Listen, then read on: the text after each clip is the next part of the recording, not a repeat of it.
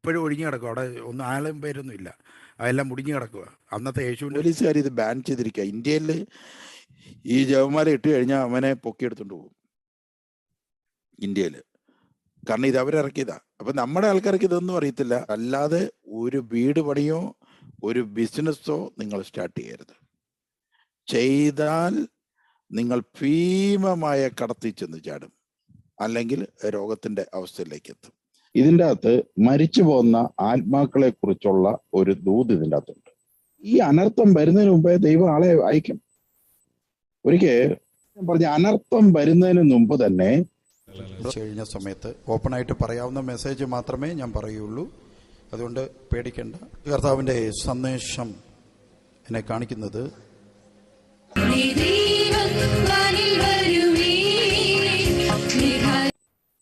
സ്വർഗത്തിലേക്ക് നടക്കപ്പെടാൻ പോകുന്ന കുഞ്ഞാടിന്റെ വിരുന്നിനെ കുറിച്ചാണെങ്കിലും ഇതിൻ്റെ അകത്ത് മരിച്ചു പോകുന്ന ആത്മാക്കളെ കുറിച്ചുള്ള ഒരു ദൂത് ഇതിൻ്റെ അകത്തുണ്ട്.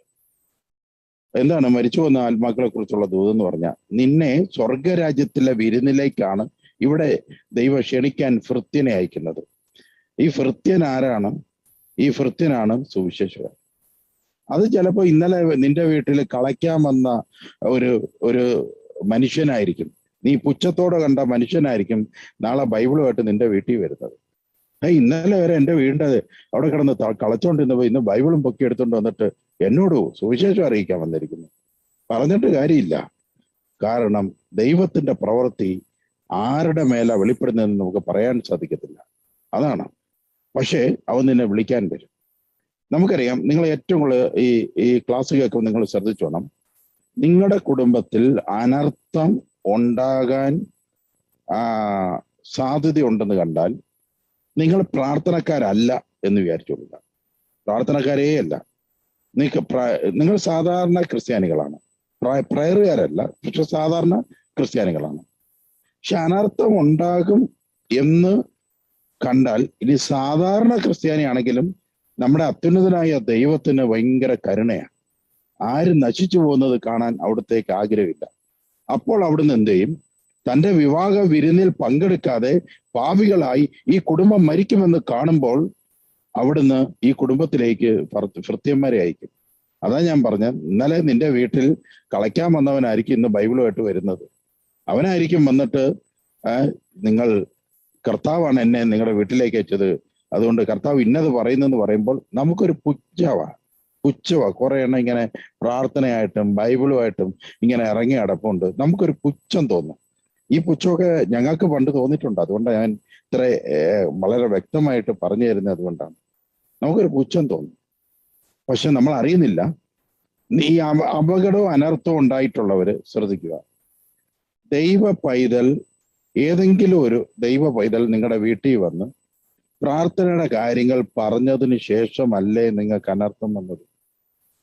നിങ്ങളതൊന്ന് ചിന്തിച്ചു നോക്കിയാൽ. ഈ അനർത്ഥം വരുന്നതിന് മുമ്പേ ദൈവം ആളെ അയക്കും. ഒരിക്കൽ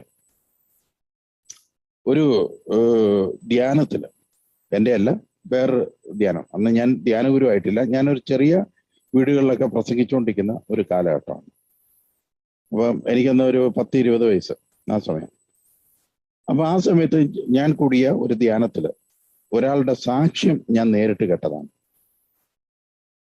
അയാൾ പറയുകയാണ്, കഴിഞ്ഞ വർഷം ഞാൻ ഈ ധ്യാനകേന്ദ്രത്തിൽ വന്ന് ധ്യാനം കൂടിയായിരുന്നെങ്കിൽ എൻ്റെ ഭാര്യ ജീവിച്ചിരുന്നേനെ. ഇതാണ് അയാൾ പറഞ്ഞത്. അപ്പൊ ഞങ്ങളെല്ലാം ഇങ്ങനെ അയാളെ അന്തം വിട്ടു. എന്നിട്ട് അയാൾ കരയുക, ഒന്നും മിണ്ടാതെ ഇറങ്ങിപ്പോയി. അവസാനം അതിൻ്റെ സംഘാടകരുമായിട്ട് എനിക്ക് നല്ല ബന്ധമുള്ളത് കാരണം, അതായത് ധ്യാനത്തിന്റെ പ്രേക്ഷിതരൊക്കെ ആയിട്ട് നല്ല ബന്ധമുള്ളത് കാരണം, ഞാൻ പിറ്റേ ആഴ്ച ചെന്നിട്ട് വെച്ച് കഴിഞ്ഞ ആഴ്ച ഒരാൾ കരഞ്ഞിട്ട് ഇറങ്ങിയപ്പോൾ എന്തായിരുന്നു സംഭവം എന്ന് വെച്ചു. അയ്യോ ഭയങ്കര സംഭവമാണ് ബ്രദറെ എന്ന് പറഞ്ഞു. അതെന്തുവാ? അയാൾ ഒരു തികഞ്ഞ മദ്യപാനിയാണ്. മദ്യം എന്ന് പറഞ്ഞു കഴിഞ്ഞാൽ ഇയാൾക്ക് ഈ മദ്യം കഴിച്ച് അവസാനം ഇദ്ദേഹത്തിന് എന്ത് കിട്ടിയാലും വിറ്റ് കുടിക്കണമെന്നായി. അങ്ങനെ ഈ ഭാര്യയുടെ പിന്നെ സ്വർണവും എല്ലാം എടുത്ത് വിറ്റു. പിന്നെ പലതും അയാൾ ഉണ്ടാക്കിയതെല്ലാം പതുക്കെ വിറ്റ് കുടി തുടങ്ങി. ലാസ്റ്റ് കഴുത്തി കിടന്ന ലാസ്റ്റ് ഒരു മാലയുണ്ട്. അത് ഇവര് വിവാഹത്തിന് കെട്ടുന്ന ഒരു മാലയാണ്. ഈ മാല വേണമെന്ന് പറഞ്ഞുകൊണ്ട് ബഹളമായി. അപ്പൊ ഇവള് പറഞ്ഞു, ഞാൻ ഈ മാല തരത്തില്ല, നീ എന്നെ കൊന്നാലും തരത്തില്ലെന്ന് പറഞ്ഞു. അപ്പോൾ ഇയാൾ അടുക്കളയിൽ ചെന്ന് ഒരു വാക്കത്തി എടുത്തുകൊണ്ട് വന്നിട്ട് പറഞ്ഞു, മാല തടി എന്ന് പറഞ്ഞു. അപ്പൊ ഇവള് പറഞ്ഞു, നീ എന്നെ കൊന്നിട്ട് വേണമെങ്കിൽ എടുത്തോളാൻ പറഞ്ഞു.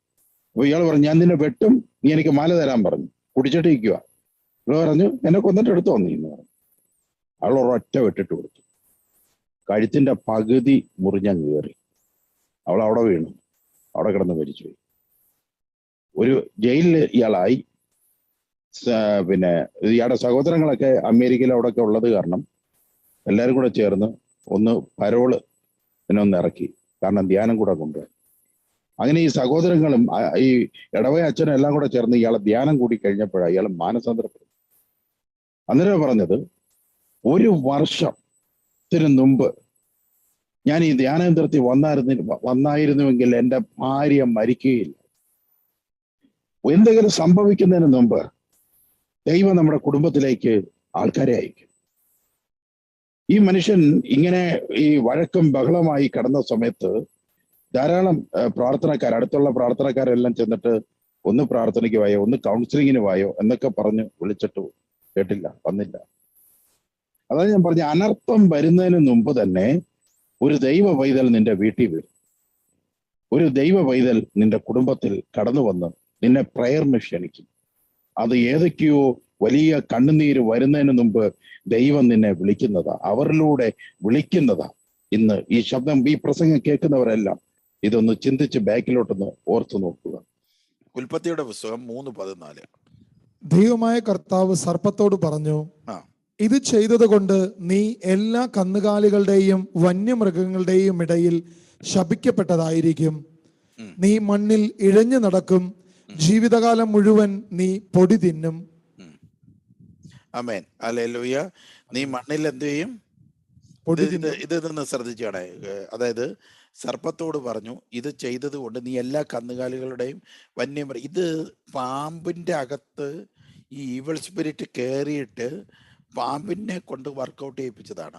അതുകൊണ്ട് പാമ്പ് ഈവിൾ സ്പിരിറ്റിനെ കയറ്റാൻ ഇടയായ ഒരു ജീവി ആയത് കാരണം പാമ്പിനെ ശപിച്ചതാണ്. പാമ്പിനോട് ശാപം ഉണ്ടായി. അപ്പൊ ചിലവർ പറയും ഈ ഈവിൾ സ്പിരിറ്റ്, ചിലവർ തെറ്റിദ്ധരിച്ചിട്ട് പറയുന്നതാണ്, ഈ സ്പിരിറ്റ് എന്ന് പറയുന്നത്, അതായത് ലൂസിഫർ എന്ന് പറയുന്നത് വലിയ ഒരു പാമ്പാണ്, ഡ്രാഗനാണ് എന്നൊക്കെ പറയുന്നുണ്ട്. പക്ഷെ അത് തെറ്റാണ്. അതാണ്, പാമ്പായിട്ട് തന്നെ ചിലവർ ഈ ലൂസിഫറിനെ കാണുന്നുണ്ട്. പാമ്പിന്റെ ഒരു ഉദാഹരണം വെക്കുന്നത്, ലൂസിഫർ ഒരു സ്പിരിറ്റ് ആണ്, ഒരു ആത്മാവാണ്. അതൊരു ആത്മാവാണ്, അത് പാമ്പല്ല. പക്ഷെ പാമ്പിന് എന്തുകൊണ്ടാണ് ഇവിടെ കിട്ടിയെന്ന് പറഞ്ഞാൽ, ഈ ആത്മാവ്, ഈ ഈവിൾ സ്പിരിറ്റായ ആത്മാവ് ലൂസിഫറിന്, പാമ്പുമായിട്ട് ലൂസിഫറിനെ ബാക്കി മൃഗങ്ങൾ ആരും അനുസരിച്ചില്ല. ഇയാൾക്ക് പാമ്പിനെ അനുസരിക്കാൻ അതുമായിട്ട് കണക്റ്റഡായി. അതുകൊണ്ട് പാമ്പിനോട് പറഞ്ഞു, നീ എന്നും ഇഴഞ്ഞ് ജീവിച്ചോളാൻ പറഞ്ഞു. അതുകൊണ്ട് ലൂസിഫർ ഇഴഞ്ഞ് ജീവിക്കുകയല്ല ഇപ്പൊ ചെയ്യുന്നത്. ലൂസിഫർ ഇഴഞ്ഞ് ജീവിക്കുന്നവനല്ല. ചിലവർ പറയും ലൂസിഫർ പാമ്പായി മാറി എന്ന് പറയും. തെറ്റായ ഒരു വ്യാഖ്യാനമാണ്. ഒരിക്കലുമല്ല. പാമ്പിനെ ലൂസിഫർ ഉപയോഗിച്ചത് കാരണം ആ ഉപയോഗിച്ച വസ്തുവിന്റെ മേൽ ശാപം വന്നു. അതാണ് നടന്നിരിക്കുന്നത്. ഉപയോഗിച്ച വസ്തുവിന്റെ മേൽ ശാപം വന്നു. ലൂസിഫർ സ്പിരിറ്റ് ആണ്, അവൻ ഒരു ആത്മാവാണ്. ആ ആത്മാവിന് അവന്റെ കീഴിൽ ഒരുപാട് ആത്മാക്കളുണ്ട്, ഇതുപോലെ ദൂതന്മാരുണ്ട്. അതില് ശരീരം ധരിച്ച് മനുഷ്യന്റെ മുമ്പിലൂടെ നടക്കാൻ പറ്റുന്ന ഒരാത്മാവുണ്ട്. അതിനെ ഈ ഭൂതം എന്നാണ് അതിനെ പറയുന്നത്. അതിനെ ഗോസ്റ്റ് എന്ന് പറയും അതിനെ. ആ ഒരു സ്പിരിറ്റ് മാത്രമാണ് ഇങ്ങനെ ഈ അതാണ് വന്നിട്ട് ഈ അടയാളം ചെയ്യുന്നത്, ഇങ്ങനെ മാന്തിക്കീറുക. നിങ്ങൾ ഒരിടത്ത് ഞാൻ ചെന്ന് കഴിഞ്ഞപ്പം, ഞാൻ ഓർക്കുന്നില്ല, ഈ സൂമിൽ അവരുണ്ടോന്ന് എനിക്ക് അറിയത്തില്ല. ഞാൻ ഒരിടത്ത് ചെന്നപ്പോൾ എന്നെ വിളിച്ചിട്ട് പറഞ്ഞു, ബ്രദറെ, ഞങ്ങൾ ഒരു വീട്ടിൽ കിടന്നപ്പോൾ എൻ്റെ ദേഹം മൊത്തം അള്ളി കീറി വെച്ചിരിക്കുന്നു, അതിന് എന്താണെന്ന് എനിക്ക് അറിയത്തില്ല. അപ്പം ഞാൻ അവരുടെ അടുത്ത് വെച്ചു, എത്ര പിന്നെ ദേഹം കുറേ പാടുകളുണ്ടോന്ന് വെച്ചു. ഒരുപാട് പാടുണ്ട്, ഇങ്ങനെ വരച്ച് വാരിയിട്ടിരിക്കുക എന്ന് പറഞ്ഞു. അപ്പം ഞാൻ അവരുടെ പറഞ്ഞു 9 പാടുണ്ടോന്ന് നോക്കാൻ പറഞ്ഞു. എനിക്ക് ആരെയാണെന്ന് ഇന്നും ഞാൻ പറഞ്ഞത് എനിക്ക് ഓർമ്മയുണ്ട്. അപ്പോൾ 9 വരയുണ്ടോന്ന് നോക്കാൻ പറഞ്ഞു. അവർ നോക്കിയിട്ട് പറഞ്ഞു കറക്റ്റ് 9 വരെ ഉണ്ടെന്ന് പറഞ്ഞു. കറക്റ്റ് 9 വരെ ഉണ്ടെന്ന് പറഞ്ഞു. നമ്മൾ ആ വീട് ബ്ലസ് ചെയ്യണം. ആ വീട് അതാണ്, ഇതിനൊരു കണക്കുണ്ട്. അപ്പൊ അതാണ് അത്രയും ഷാർപ്പ് കണക്ക് ഈ ഡെലിവറൻസ് ശുശ്രൂഷയിലുണ്ട്. അപ്പൊ അവർ പറഞ്ഞു 9 വരെ ഉണ്ടെന്ന് പറഞ്ഞു. എനിക്ക് ഇന്നും ഓർമ്മയില്ല അത് ആരാണ്. അങ്ങനെ ആരെങ്കിലും ഉണ്ടെങ്കിൽ ഒന്ന് ചാറ്റിൽ ടൈപ്പ് ചെയ്യാമോ ഇപ്പോൾ ഒന്ന്. ഞാൻ ആരടുത്താണ് ഈ 9 വരെയുടെ കാര്യം പറഞ്ഞത്? എനിക്ക് അതോ ഞാൻ ഗൾഫിൽ വെച്ചാണോ എവിടെ വെച്ചാണെന്ന് എനിക്ക് ഓർമ്മയില്ല. കാരണം ഇങ്ങനെ പലരും വിളിക്കുന്നത് കാരണം. ഇപ്പൊ നിങ്ങൾ ഇവിടെ ശ്രദ്ധിക്കേണ്ട ഒരു വിഷയം, ഈ പ്രവർത്തിക്കുന്ന സ്പിരിറ്റ് ഉണ്ടെങ്കിൽ അതിനെ ഞാൻ മലയാളത്തിൽ അങ്ങനെയാണ് അതിനെ പേരിട്ടിരിക്കുന്നത്. എന്ന് പറഞ്ഞാൽ അത് ആക്റ്റീവ് സ്പിരിറ്റ് ആണത്. അത് ഹോസ്റ്റും കൂടെയാണത്. ഹോസ്റ്റ് എന്ന് പറയും. അവനുണ്ടെങ്കിൽ നിങ്ങൾ അതിനെ ബഹിഷ്കരിച്ച് പ്രയർ നടത്തിയിട്ടല്ലാതെ ഒരു വീട് പണിയോ ഒരു ബിസിനസ്സോ നിങ്ങൾ സ്റ്റാർട്ട് ചെയ്യരുത്. ചെയ്താൽ നിങ്ങൾ ഭീമമായ കടത്തിൽ ചെന്ന് ചാടും, അല്ലെങ്കിൽ രോഗത്തിന്റെ അവസ്ഥയിലേക്ക് എത്തും. അതിനെ ബഹിഷ്കരിച്ചതിന് ശേഷമേ, അതായത് നിങ്ങളുടെ ആ വസ്തു യേശുക്രിസ്തുവിന് കൊടുത്തതിന് ശേഷമേ നിങ്ങൾ ഇങ്ങനെയുള്ള ഒരു കാര്യം ചെയ്യാവൂ. അപ്പൊ ഇത് വേറൊരു കാര്യം കൂടെ ഞാൻ നിങ്ങളെ ഒന്ന് കാണിക്കാം. ഇതിപ്പോ കാണാൻ പറ്റുന്നുണ്ടോ? കാണാൻ പറ്റുന്നുണ്ടോ? വന്നില്ലേ? ആരെങ്കിലും ഒരാൾ പറ, വന്നിട്ടില്ലേ? ബ്രദർ വന്നിട്ടുണ്ട്. സ്ക്രീൻ ഫുൾ ആണ് വന്നിരിക്കുന്നത്. ഇപ്പോഴോ?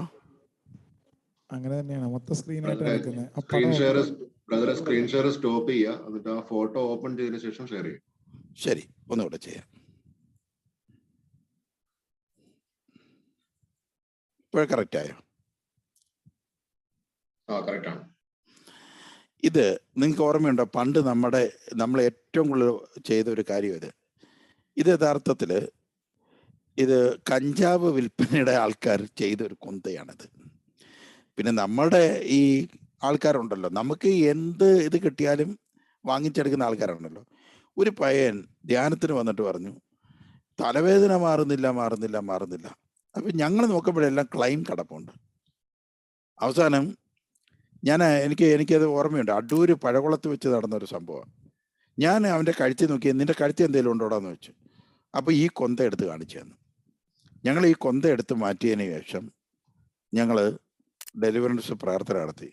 ആ സമയത്ത് അവനിൽ നിന്ന് സ്പിരിറ്റ് പോയി, പിന്നെ തലവേദനയില്ല. ഈ ജപമാല യഥാർത്ഥത്തിൽ സാത്താൻ ആരാധകർ ഇറക്കിയ ഒരു ജപമാലയാണ്. സാത്താൻ വർഷിപ്പുകാരും കഞ്ചാവ് വിൽപ്പന, അങ്ങനെ പോലീസുകാർ ഇത് ബാൻ ചെയ്തിരിക്കുക. ഇന്ത്യയിൽ ഈ ജപമാല ഇട്ട് കഴിഞ്ഞാൽ അവനെ പൊക്കിയെടുത്തോണ്ട് പോകും ഇന്ത്യയിൽ. കാരണം ഇത് അവരിറക്കിയതാ. അപ്പൊ നമ്മുടെ ആൾക്കാർക്ക് ഇതൊന്നും അറിയത്തില്ല. നമ്മുടെ ആൾക്കാർ അവരെല്ലാം ഈ കാര്യം കാണാൻ വേണ്ടിയിട്ട് അവരുടെ എല്ലാം ചിന്ത എന്ന് പറഞ്ഞാൽ ഇങ്ങനെയൊക്കെയുള്ള കാര്യങ്ങൾ ഇട്ട് കഴിഞ്ഞാൽ ഇവർക്കെല്ലാം എന്തൊക്കെയോ കിട്ടും എന്നുള്ളൊരു ചിന്തയാണ് ഇവരുടെയൊക്കെ പ്രശ്നം എന്ന് പറയുന്നത്. അതുകൊണ്ടാണ് ഇതെടുത്ത് മാറ്റി കത്തിച്ച് കളയുമ്പോൾ രോഗശാന്തി സംഭവിക്കുന്നതിന്റെ കാരണം എന്താ? ഇപ്പൊ നമ്മൾ ജപമാലയല്ല ഈ പറയുന്നത്. സാത്താൻ ആരാധകരും അതുപോലെയുള്ള ജീവിതം നയിക്കുന്ന ആൾക്കാർ ഇറക്കിയ മാലകളുണ്ട്. അതാണ് ഞാൻ ഉദ്ദേശിച്ചത്. അതുപോലെ തന്നെ നിന്നിൽ നടന്ന അത്ഭുതങ്ങൾ ഞാൻ ടയറിലും സീതോണിലും പോയപ്പോൾ ഞാൻ അവിടെ ചെയ്തിരുന്നെങ്കിൽ, ബെസൈദ നിന്നിൽ ചെയ്ത അത്ഭുതം. കൊറാസിൻ എന്ന് പറഞ്ഞാൽ നമ്മുടെ ഇതിൻ്റെ അടുത്ത് കിടക്കുന്ന കബർനാമിൻ്റെ തൊട്ടടുത്ത് കിടക്കുന്ന സ്ഥലമാണ് കൊറാസിൻ.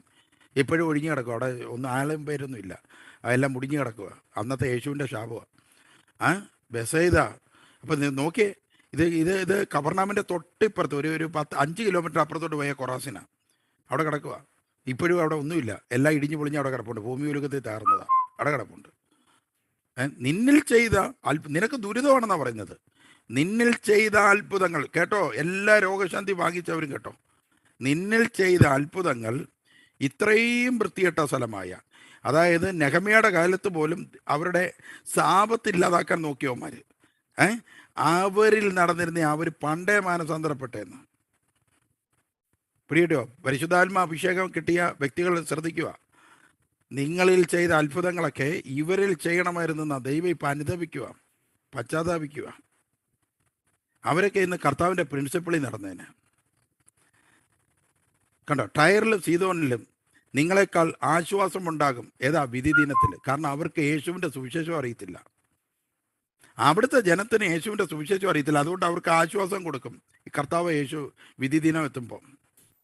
അതുകൊണ്ട് കർത്താവ് പറഞ്ഞു, അവർ വിസമ്മതിച്ചു, അവരാട്ടി ഓടിച്ചു.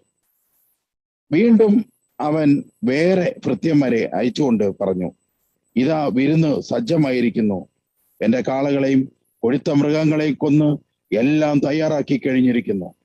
എന്ന് പറഞ്ഞാൽ ദൈവത്തിന്റെ വലിയ വിലപ്പെട്ടതെല്ലാം എടുത്ത് നിനക്കായി വിരുന്നൊരുക്കിയിരിക്കുവാണ്. നിന്റെ ഈ പാപ ജീവിതത്തിൽ നിന്ന് ശരിയായ ജീവിതത്തിലേക്കും ആനന്ദത്തിലേക്കും വരാൻ ദൈവം നിനക്കായി വിരുന്നൊരുക്കിയിരിക്കുക. അതിന് തന്റെ ഏറ്റവും വിലപ്പെട്ടത് എടുത്തിട്ടാണ് നിനക്കായി വിരുന്നൊരുക്കി കഴിഞ്ഞിരിക്കുന്നത്. വിവാഹ വിരുന്നിന് വരിക എന്ന് പലരും നിന്നെ വന്ന് വിളിച്ചുകൊണ്ടിരിക്കുകയാണ്. നീ ഭൗതികത്തിൽ ഒരു സിനിമ കാണുമ്പോൾ, അല്ലെങ്കിൽ നീ ഒന്ന് യാത്ര ചെയ്യുമ്പോൾ, അല്ലെങ്കിൽ പുതിയ വീട് വെക്കുമ്പോൾ, അല്ലെങ്കിൽ ആരുടെയെങ്കിലും ഫംഗ്ഷന് പോയി അവിടെ സന്തോഷം ലഭിക്കുമ്പോൾ ലഭിക്കുന്ന സന്തോഷത്തെക്കാളും വലുതാണ് ആത്മീയ സന്തോഷമെന്ന് ദൈവം അറിയിപ്പിച്ചുകൊണ്ടാണ് ഈ വിളിക്കുന്നത്. വരിക എന്ന് പറഞ്ഞുകൊണ്ട് വിളിക്കുക. അപ്പോൾ ക്ഷണിക്കപ്പെട്ടവരോട് ചെന്ന് പറയാൻ പറഞ്ഞു. എന്നാൽ ക്ഷണിക്കപ്പെട്ടവർ, 5-ാമത്തെ വാക്യാണ്, എന്നാൽ ക്ഷണിക്കപ്പെട്ടവർ അത് വകവെക്കാതെ അവൻ വയലിലേക്കും വേറൊരുവൻ വ്യാപാരത്തിനും പോയിക്കളഞ്ഞു.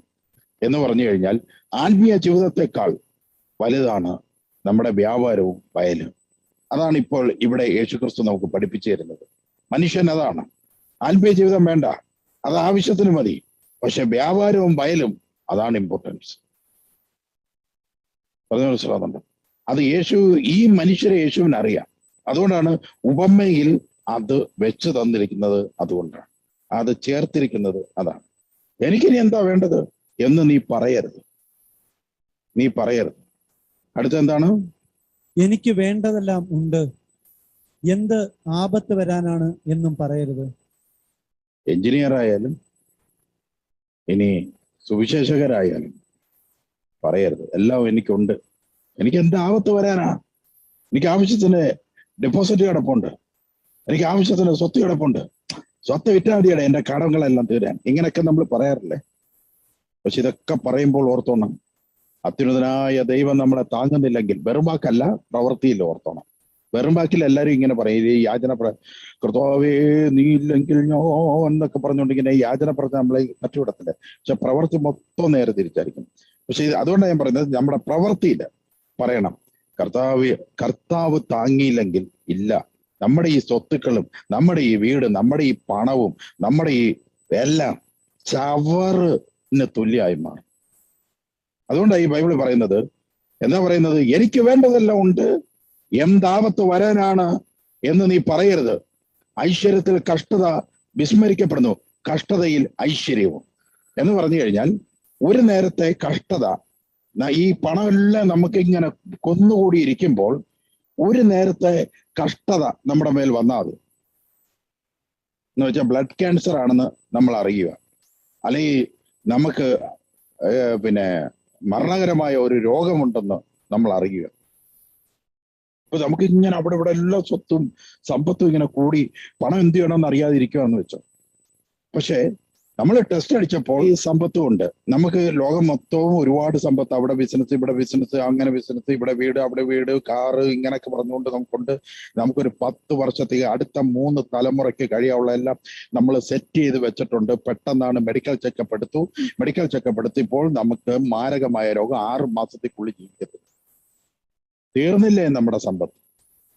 ഇനി ഇതെല്ലാം ഉണ്ടെന്ന് പറഞ്ഞാൽ നമുക്കൊന്ന് സമാധാനിക്കാൻ പറ്റും, ഒന്ന് സന്തോഷിക്കാൻ പറ്റും. ഇതാണ് ബൈബിൾ ചോദിക്കുന്നത്. കഷ്ടത വരുമ്പോൾ എത്ര ഐശ്വര്യമുണ്ടെങ്കിലും നമ്മളത് മറന്നുപോകും. അതുകൊണ്ട് പ്രിയ ദൈവവേദലേ, ഐശ്വര്യം വരുമ്പോൾ, സന്തോഷം വരുമ്പോൾ ദൈവത്തെ മറക്കരുത്. അത് എല്ലാ സുവിശേഷകർക്കും ഉള്ള ഒരു ഇതായിരിക്കണം. അവര് ധ്യാനം കൂടിയപ്പോൾ അവരിങ്ങനെയാണ് പറഞ്ഞത്, നീ എൻ്റെ കൂടെ നിന്നാൽ, നീ വചനത്തിന്റെ കൂടെ നിന്നാൽ നിന്റെ മക്കളെ ഞാൻ കോട്ട കെട്ടി സംരക്ഷിക്കും. ഇതാണ് സങ്കീർത്തകൻ പറയുന്നത്. Praise lord, hallelujah. അപ്പോൾ ബാക്കി 22, മത്തായി 22-ന്റെ 6 വായിക്കാം. മറ്റുള്ളവർ ആ ഭൃത്യന്മാരെ പിടികൂടി അവരെ അപമാനിക്കുകയും വധിക്കുകയും ചെയ്തു. രാജാവ് ക്രുദ്ധനായി. ഇന്ന് രാവിലെ ഒരു സഹോദരൻ പറയാം, നമ്മുടെ അങ്കമാലി യൂത്തിലുള്ള ഒരു സഹോദരൻ, ഏതോ ഒരു പയ്യന് ക്യാൻസർ, അവൻ മരിക്കും എന്നുള്ള രോഗമാണ് അവന് വന്നിരിക്കുന്നത്. മരിക്കുന്നല്ല, മരണകരമായ രോഗം. ദൈവത്തെ അറിഞ്ഞ ഈ ദൈവവൈതൽ അവിടെ ചെന്നിട്ട് പറഞ്ഞു, നിങ്ങളൊന്ന് വായോ, കർത്താവിനെ അറിയാൻ വയ്യ.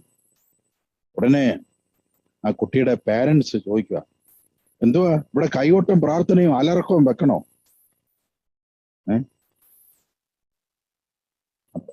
എങ്ങനെ കൈകൊട്ടും പ്രാർത്ഥനയും അലർക്കും? ദൈവത്തെ വിളിക്കുന്നത് അലറുകയാണ്, ദൈവത്തെ കൈയടിക്കുന്നത് അലറുക. അവിടെ ഓണാഘോഷം വരുമ്പോ തിന്തക്കത്തെന്ന് പറഞ്ഞ് ഈ പള്ളിമുറ്റത്ത് കിടന്ന് കൈയടിക്കുമല്ലോ. അന്നേരം ഈ കൈയടിയൊന്നും കൈയടിയല്ലേ? ആ കൈയടി നിനക്കൊക്കെ ആനന്ദമാണെങ്കിൽ ദൈവത്തെ ആരാധിക്കുകയും കൈയടിക്കുകയും ചെയ്യുന്നത് ഞങ്ങൾക്ക് അതിനേക്കാൾ അഭിമാനമാണ്. പറഞ്ഞു മനസ്സിലായി? അതാണ് അഭിമാനം. നമ്മൾ രണ്ട് വീട്ടുകാർ തമ്മിൽ വഴക്കുണ്ടാകുമ്പോൾ നമ്മൾ വലിയ വായിൽ ഒച്ച വെച്ച് ആലാറി ബഹളം ഉണ്ടാക്കി നമ്മൾ വഴക്കുണ്ടാക്കും, ഭയങ്കര ഒച്ചയൊക്കെ കാണിക്കും.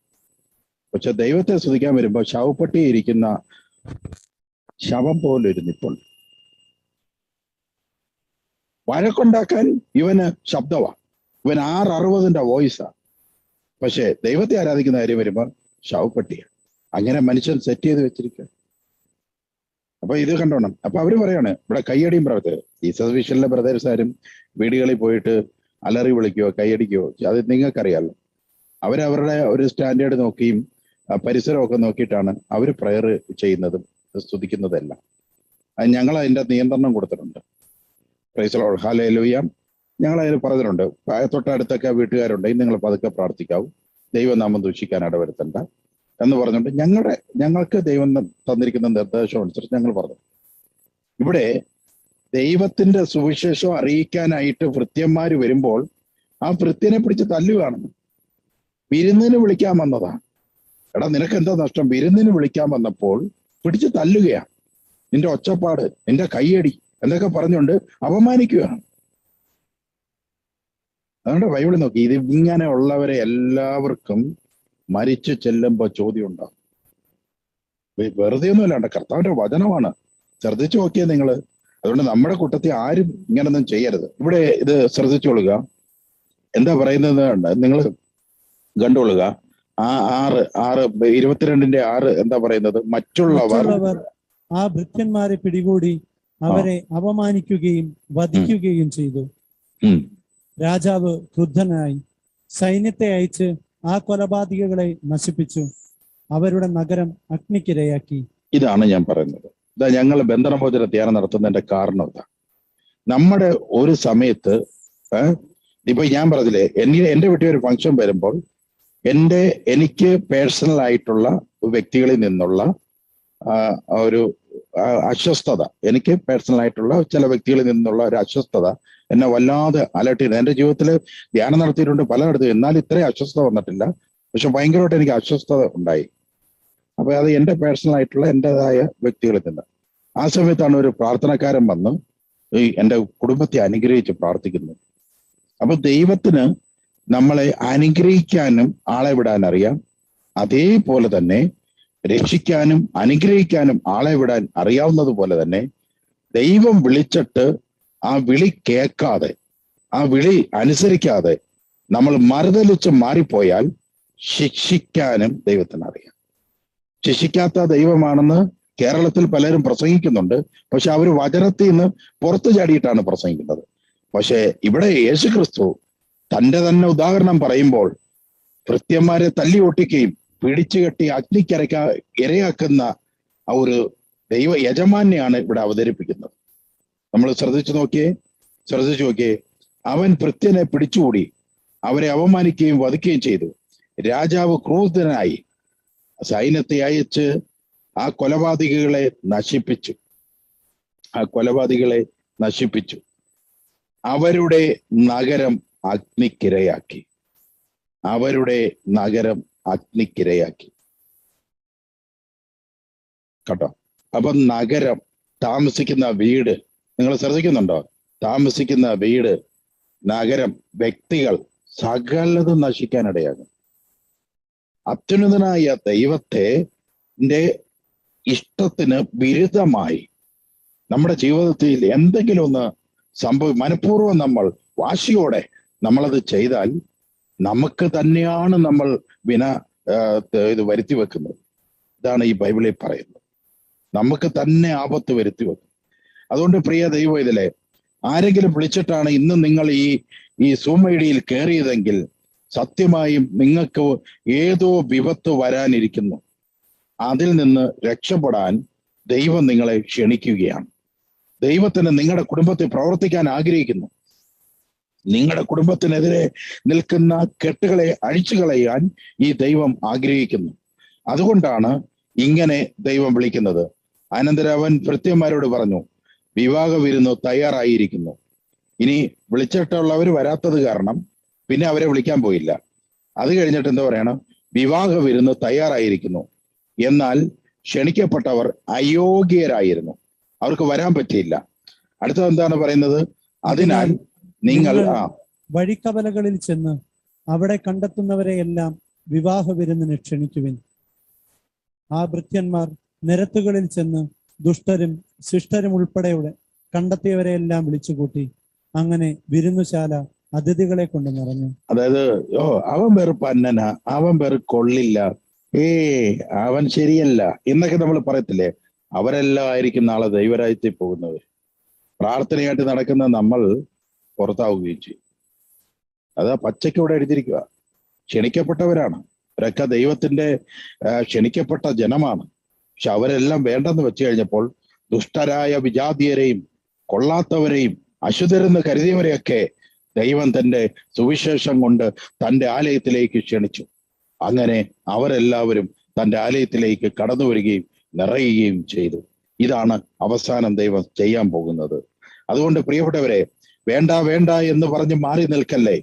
എല്ലാം ഉണ്ടെങ്കിലും നമുക്ക് സുവിശേഷം ഇല്ല എങ്കിൽ നമ്മൾ വെറുതെയാണ്. നമ്മൾ ജീവിക്കുന്നതും നമ്മൾ സന്തോഷിക്കുന്നതും എല്ലാം വെറുതെ ആയി തീരത്തേയുള്ളൂ. സുവിശേഷം നമുക്ക് ഉണ്ടാകണം. ഹല്ലേലൂയ. ദൈവത്തെ സ്തുതിക്കാം. ഈ സമയത്ത് ഈ വചനം കേട്ട എല്ലാവരുടെ മേലും ദൈവത്തിന്റെ ശക്തി ഇറങ്ങട്ടെ, ദൈവത്തിന്റെ അഭിഷേകം ഇറങ്ങട്ടെ എന്ന് പ്രാർത്ഥിക്കുന്നു. അത്യുന്നതനായ ദൈവത്തിന്റെ പവർ എല്ലാവരുടെ മേലും ഇറങ്ങട്ടെ. ഒന്ന് ബ്രദറിനെ കുറിച്ച് കർത്താവിന്റെ തലയിൽ കൈവച്ച് കഴിഞ്ഞ സമയത്ത് ഓപ്പണായിട്ട് പറയാവുന്ന മെസ്സേജ് മാത്രമേ ഞാൻ പറയുള്ളൂ. അതുകൊണ്ട് പേടിക്കേണ്ട. ബ്രദറിനെ കുറിച്ച് കർത്താവിന്റെ സന്ദേശം എന്നെ കാണിക്കുന്നത് ഒരു സ്വന്തക്കാരിൽ ഒരാളുമായിട്ടുള്ള ഒരു വിഷയം എന്നെ കാണിക്കുന്നുണ്ട്. അവരുടെ മനസ്സ് വിഷമിച്ചതായിട്ട് കാണിക്കുന്നുണ്ട്. അതുപോലെ തന്നെ രണ്ട് വ്യക്തികൾ, കേരളത്തിന് പുറത്തുള്ള രണ്ട് വ്യക്തികളുടെ ഒരു സാമ്പത്തികമായിട്ടുള്ള ഒരു മനംനൊന്തിട്ടുള്ള ഒരു എരിച്ചിൽ കാണുന്നുണ്ട്. ഇത് കാരണം കർത്താവിൻ്റെതായ വീര്യപ്രവർത്തികൾ നടക്കാത്ത വിധം ബ്രദറിനെ കെട്ടി നിർത്തിയിരിക്കുന്നത് പോലെ കാണിക്കുന്നത്. ഇപ്പം നമ്മൾ പ്രാർത്ഥിക്കാൻ പോകുന്ന അതിൻ്റെ ബന്ധനങ്ങൾ അഴിച്ചിട്ടാണ് പ്രാർത്ഥിക്കാൻ പോകുന്നത്. അപ്പോൾ നോക്കിക്കോണം, ആ കെട്ടുകൾ അഴിഞ്ഞ് നിങ്ങൾക്ക് വിടുതൽ കിട്ടുന്നതായിട്ട് കാണാൻ സാധിക്കും. വിടുതൽ കിട്ടിയാൽ നിങ്ങൾ ഈശോയ്ക്ക് സാക്ഷ്യം പറയുവാൻ തയ്യാറായിക്കൊള്ളുക. എല്ലാവരും യേശുവിന്റെ നാമത്തിൽ ശാചിക കെട്ടുകളെ ശാസിച്ച് പ്രാർത്ഥിക്കുന്നു, ശാസിക്കുന്നു. വാഹനത്തിന്റെ വിലക്കാരും വരുന്നുണ്ട്, വസ്തുവിന്റെ വിലക്കാരും വരുന്നതായിട്ട് കാണിക്കുന്നുണ്ട് എന്നെ കർത്താവ്. ഒരിടത്ത് നിന്ന് എന്തോ മാറി അല്ലെങ്കിൽ വിറ്റുപറക്കി മറ്റിടത്ത് വന്നതുപോലെയാണ് എന്നെ ദർശനം കാണിക്കുന്നത്. അല്ലെങ്കിൽ കുറെ സമ്പത്ത് നശിപ്പിച്ചതായിട്ട് ഉള്ള ദർശനം പോലെയാണ് എനിക്ക് കാണാൻ പറ്റുന്നത്. ഇത് കുടുംബത്തിൽ മൊത്തത്തിൽ ഉയർച്ച കുറവായിട്ടാണ് എന്നെ കാണിക്കുന്നത്. ഇപ്പോൾ പല കാര്യങ്ങൾക്ക് വേണ്ടിയിട്ട് ഈ സഹോദരൻ പോയ വാതിലുകളെല്ലാം അടയുക ചെയ്തത്. ഇതുവരെ ആയിട്ടും ഒരു മാറ്റവും ഈ സഹോദരനില്ല. ഹല്ലേലൂയ. പിതാവിന്റെ പുത്രന്റെയും പരിശുദ്ധാത്മാവിന്റെ നാമത്തിൽ ഈ മകന്റെ കെട്ടുകൾ പൊട്ടട്ടെ എന്ന് പ്രാർത്ഥിക്കുന്നു. ബ്രദറിന്റെ വീട്ടിൽ ഈ ആശുപത്രി സംബന്ധമായ വിഷയം ആർക്കായിരുന്നു? എന്തായിരുന്നു? ഭാര്യയാണോ ആശുപത്രി കിടക്കുന്നത്? എന്നെ ആണോ? വന്നിട്ടുണ്ട്. എവിടുന്നാ വരുന്നത്? കുറുപ്പമ്പടിയിലാണോ? ഓക്കെ. ഒരു ഹോസ്പിറ്റൽ കേസ് കണ്ടു. ശ്യാമാന്തരി, അതായത് ഒന്നും മാറി നിങ്ങൾക്ക് പ്രശ്നമാണ്. എന്നാൽ ഇന്ന് പ്രാർത്ഥിച്ചുകൊള്ളുക കേട്ടോ. വേറെ ആരുണ്ടോ കര ഉയർത്തിയായിരുന്നല്ലോ? ഇല്ല, ഇവിടെ ഒരാൾ ഉയർത്തിയായിരുന്നു. യേശുവിന്റെ നാമത്തിൽ ഞങ്ങൾ പ്രാർത്ഥിക്കുന്നു. ഈ മകന് വിടുതലുണ്ടാവട്ടെ എന്ന് പ്രാർത്ഥിക്കുന്നു. ഉയരും താഴും, പിന്നെ ഉയരും പിന്നെയും താഴും. ഇത് തന്നെ ഞാൻ തലയിൽ കൈവച്ചപ്പോൾ കാണുന്നത്. ഒന്ന് നേടുവാനായിട്ട് നേടേണ്ട സമയം കഴിഞ്ഞിട്ട് പോലും നേടാൻ പറ്റാത്ത അവസ്ഥയിൽ ഈ സഹോദരൻ വിഷമിക്കുന്ന ഒരു സാഹചര്യമാണ്. സാത്താൻ ഇങ്ങനെ കടിച്ചു പിടിച്ച് തൂങ്ങിക്കിടക്കുന്ന അവസ്ഥയാണ്. വരിഞ്ഞ് മുറുകി നിർത്തിയിരിക്കുന്ന അവസ്ഥ പോലെയാണ്. ഈശോയുടെ നാമത്തില് നല്ല പോലെ പ്രാർത്ഥിച്ച് ബ്രദറിനെ ആരെങ്കിലുമായിട്ട് എന്തെങ്കിലും ഷെയർ ചെയ്യാറുന്നോ, അല്ലെങ്കിൽ എന്തെങ്കിലും ഈ പൈസ ഇടപാട് നടത്തിയിട്ട് കിട്ടാനോ, അല്ലെങ്കിൽ അങ്ങനെ പൊട്ടിപ്പോയോ ചതിയിൽ പെടുകയോ എന്തോ സംഭവം ബ്രദറിന് സംഭവിച്ചിട്ടുണ്ട്. എന്താണ് സംഭവിച്ചത്? അങ്ങനെ എന്നെ കാണിക്കുന്നുണ്ടല്ലോ. എന്തോ കൊടുത്തത്?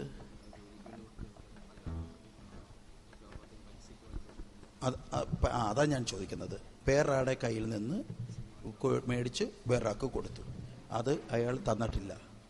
അതാണ് കർത്താവ് കാണിക്കുന്നത്. ബ്രദറിൻ്റെ അവസ്ഥ അതാണ്. അപ്പം മനസ്സിലാവുന്നുണ്ടോ? അതൊക്കെട്ടാണ് നമ്മൾ പഴിക്കാൻ പോകുന്നത്. സാമ്പത്തികം ബ്രദറിന് പ്രയോജനപ്പെടുന്നതേ ഇല്ല.